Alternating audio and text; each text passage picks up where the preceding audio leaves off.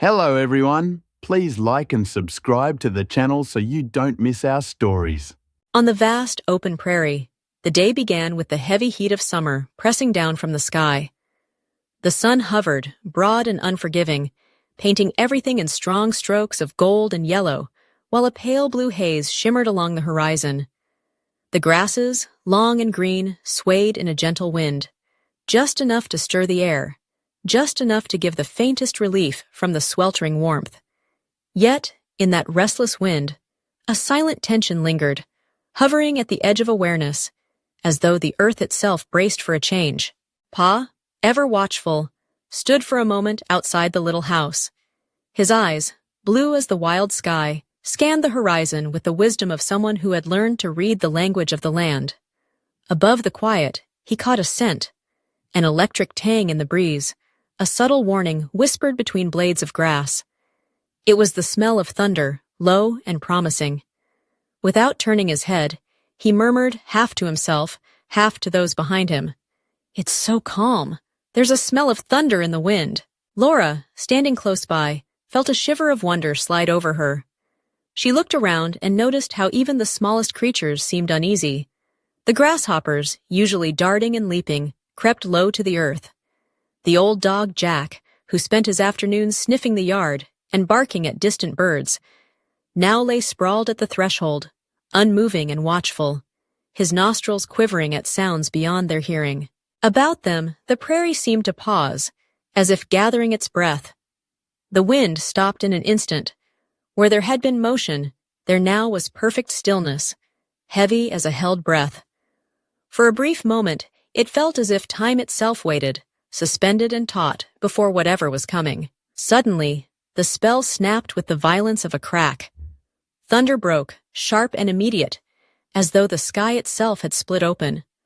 A wild wind swept through, fierce and unrestrained, bending the grasses to the ground and spinning dust into the air. The roof groaned under the pressure, the walls trembled, the little house braced against the sudden wrath. It was as if the prairie had remembered itself, a place of untamed weather and sudden wild change. Ma moved quickly and quietly, gathering the children to her with steady arms. Her gaze was calm, her voice soft but urgent as she ushered Laura, Mary, and little Carrie inside, bolting the door against the oncoming storm. Outside, lightning split the sky, streaks of silver raking through darkness. The thunder did not pause, rolling and crashing as if a mighty hammer fell over and over in the clouds above. Rain came down in sheets, wild and unrelenting, drumming against the roof and walls, seeping through any gap it could find. Inside, the world shrank to the four small walls of the house. The wind pushed and pulled at the seams, seeking entry, making the structure shake and creak as though it might lift right off the earth. Rain spat through thin cracks in the walls. Pa worked quickly, pressing an old blanket over the window panes to keep the water out, his movements steady even in the chaos. By the wavering light of the stove fire, the family gathered close. Baby Carrie whimpered, frightened by the cacophony. Ma lifted her gently, rocking her softly, and murmuring lullabies above the roar, her gentle voice steadying the little one's tears. Mary clung to Ma's apron, her big eyes wide with wonder and fear, her hands clenched tight.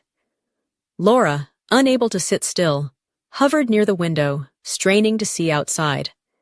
The world there was wild, a blur of wind and rain and shifting shadows, but the fire, though it flickered and dimmed, kept burning on, casting a ring of warmth. For a moment, Laura felt very small. The noise, the strength of the wind, the unrelenting rain. It was all bigger than she was, bigger even than Pa, who seemed to her the strongest person in the world.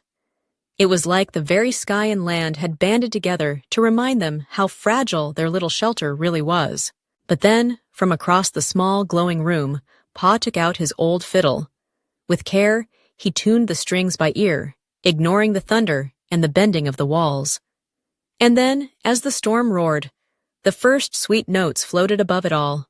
Pa played an old, gentle song, the melody wandering softly, like a warm hand laid on shaking shoulders.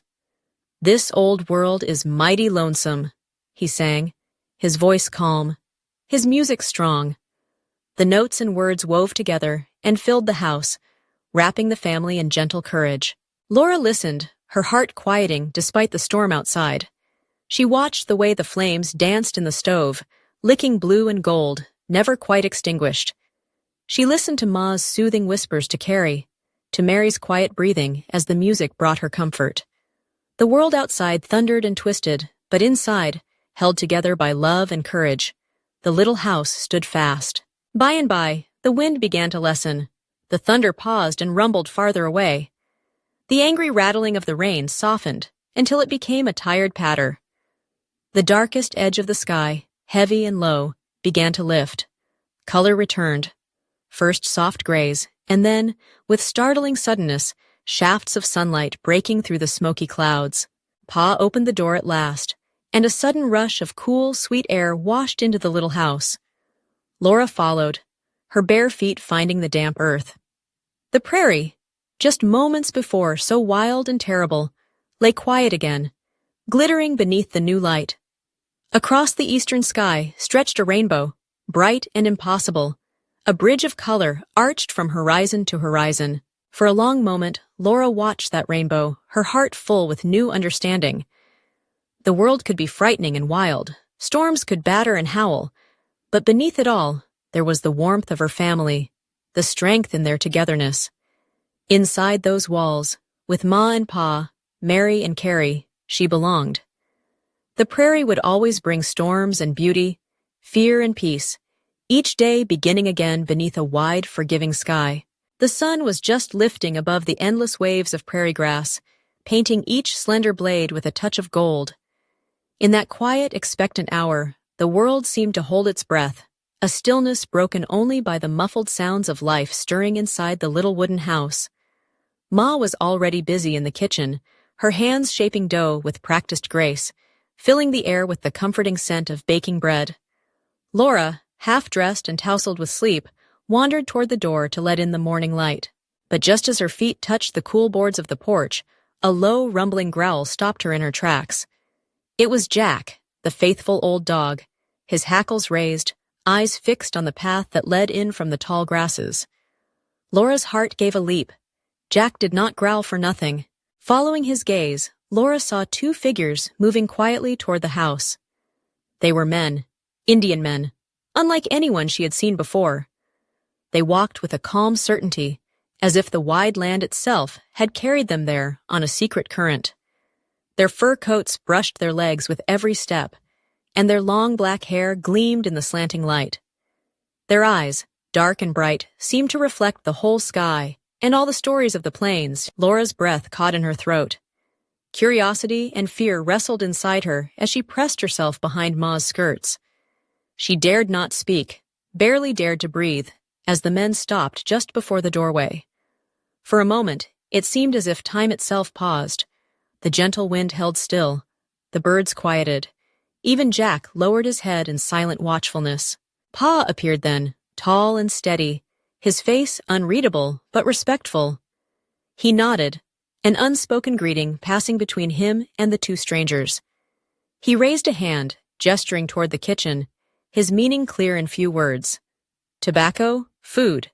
There was no hesitation or question. The men entered, their steps light on the rough floorboards, and Ma quietly placed a loaf of cornbread and strips of jerky out for them, just as she would for any hungry guest. Laura watched every movement with wide, searching eyes.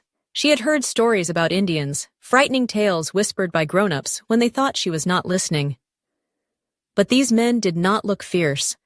Instead, there was a quiet solemnity to them, a sadness even, as if they carried within them memories deeper and older than the land itself.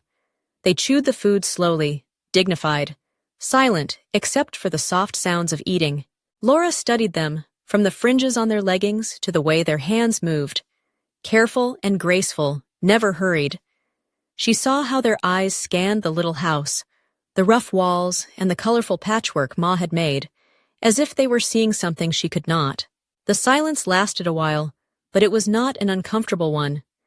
It was as though the house itself was listening and remembering all the feet that had ever walked across its floors.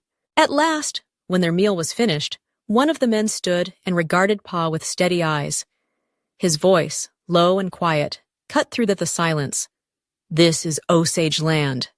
The words were plain, neither angry nor accusatory, but full of meaning Laura could feel, though she did not fully understand. Then, as silently as they had come, the two men turned away. They moved back down the path, their figures growing smaller against the prairie's expanse, the grasses parting and closing behind them. Within moments they were gone, lost again in the shimmering waves of green and gold, as if they had been a vision called up by the early morning light. The little house waited, still and hush-hushed, as the family found themselves gathering together in the aftermath. Pa lingered by the door, his face more serious than usual, eyes searching the far-off horizon as if looking for answers only the land could give. He did not take down his fiddle that night. His hands remained quiet, his music silent for a while. Ma sat in her chair, the steady movements of her sewing just a bit slower, just a bit more thoughtful than before. There was no anger in her, no fear shown, just a deep, contemplating silence. Even Jack, curled on the rug, seemed subdued, as if he too sensed that something important had passed through their lives. As night crept in, and the fire softened the corners of the room, Laura found herself wondering about those men, where they lived, who waited for them, and what those old, wise eyes had seen. She realized with a kind of awe that this prairie, that seemed so wild and new to her family, was old to others, deeply known, loved and mourned, long before they ever arrived with their wagon and hopes for a new life. Laura did not have words for the feeling growing inside her, an understanding that their family was only one page in a much thicker story. She felt the weight of history all around her, as if the winds themselves carried echoes of footsteps, voices, and dreams long before hers. The land was not empty, not waiting to be claimed or transformed. It had never been empty at all. That night, as Ma tucked her into bed and the gentle hush of the prairie washed over the house, Laura lay still, her mind awake with questions. She saw again the long shadows of the two men, the way their voices seemed to hold secrets as old as the world. She clung to the memory, comforted in a strange way by the connection it gave her, even though it was laced with a sorrow she could not name. The moon rose, high and clear, her light tracing silver patterns across Laura's blanket. Somewhere in the distance, a coyote sang. Laura closed her eyes, holding close the truth she did not yet understand, that home is never just a new place, but the meeting of many lives and many stories. And in her heart, the image of the two Indians remained, quiet, dignified, and resolute. A reminder that the land remembered all. The wind sighed through the branches outside, tugging at the tiny cabin nestled at the edge of the great wilderness.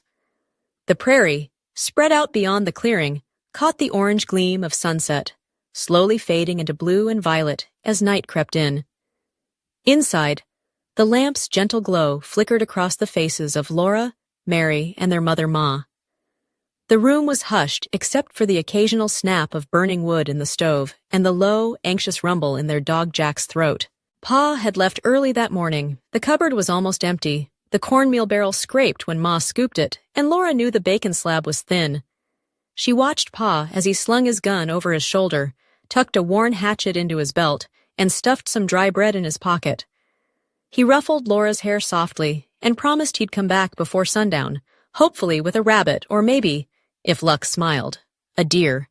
Then he strode away, his strong shape swallowed by the shadows beneath the tall trees, leaving the safety of the cabin behind. All day, the girls helped Ma with chores, but Laura's eyes kept drifting to the door, waiting. Every time the wind rattled the latch, she hoped it was Pa's boots on the steps, but dusk faded into night. And still he did not return. Supper was a quiet affair, the silence heavier than usual. Mary sat straight in her chair, lips pressed together, trying to be brave. Jack lay between them and the door, hackles raised, as if he sensed the worry in their voices and the tension in the cabin air.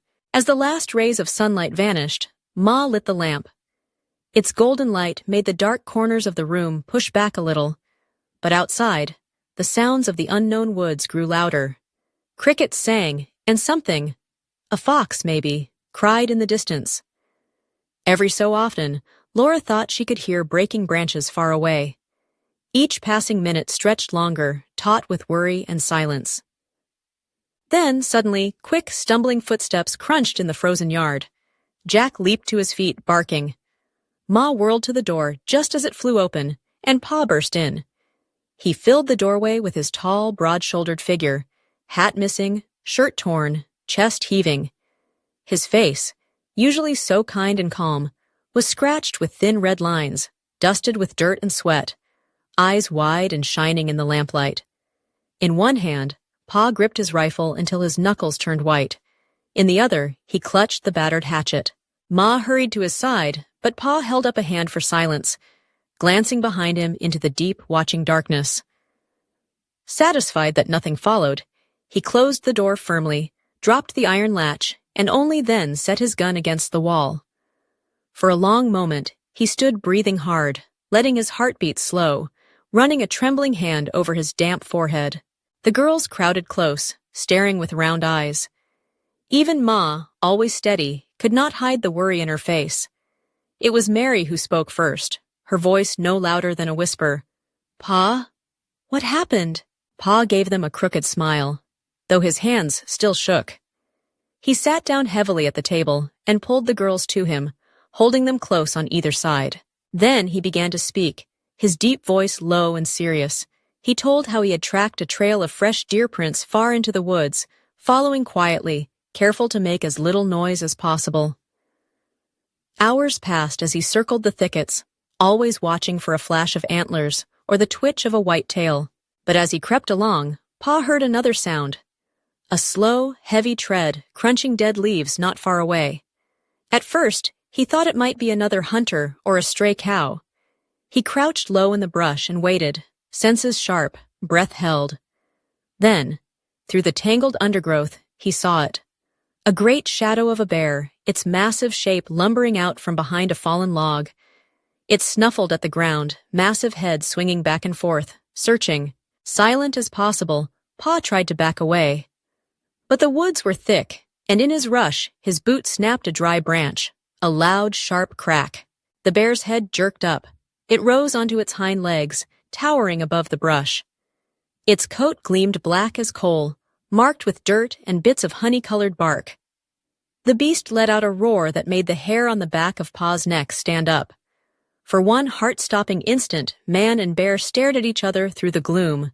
Pa knew he had no time to aim or cock his gun. The bear was too close, and hesitation meant danger. Instinct took over. He spun and ran, dodging between saplings and over roots, ducking low branches that clawed at his clothes. Behind him, the bear crashed through brambles, snarling in rage, closing the distance with terrifying speed. He leaped over a pile of wet stones and scrambled up the trunk of a fallen tree, heart beating fast. The beast charged, but its massive paw slipped on the mossy rock.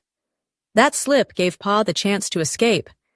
He didn't look back again, but dove through a thicket of wild rose brambles, branches tearing at his shirt and skin, until he finally lost the sound of pounding paws. Only then did he dare to stop and catch his breath. Pa told how he waited there, hidden in the shadows, afraid to move lest the bear circle back. Night fell and the woods filled with strange noises. Owls hooted, a coyote howled, and every distant snap of a twig made Pa grip his gun tighter. After what felt like hours, he carefully circled back, skirting the dangerous part of the forest, making his way home just as the lamplight started glowing in the windows. He ended his tale with a shaky laugh. "That was the biggest bear I ever saw. But girls, he wasn't quite as fast as your old Pa." The heavy mood melted away. Mary giggled, and Jack's tail thumped against the floor. Even Ma allowed herself a tired, relieved smile as she brought Pa a cup of warm water and pressed a clean cloth to his scratches. As Laura listened to Pa's story, she felt something secret growing inside her. She knew Pa couldn't outfight every danger in the wild, but tonight, seeing his scraped, weary face and trembling hands, she realized her father was brave, not because he was never afraid, but because he did the hard thing anyway. Outside, the woods were still wild and vast, filled with things unknown and sometimes frightening. But inside, the little cabin glowed, safe and warm, with family gathered around. and Laura's heart was full of quiet pride. No matter how dark the world seemed, she thought, as long as Pa came home at night, all was well.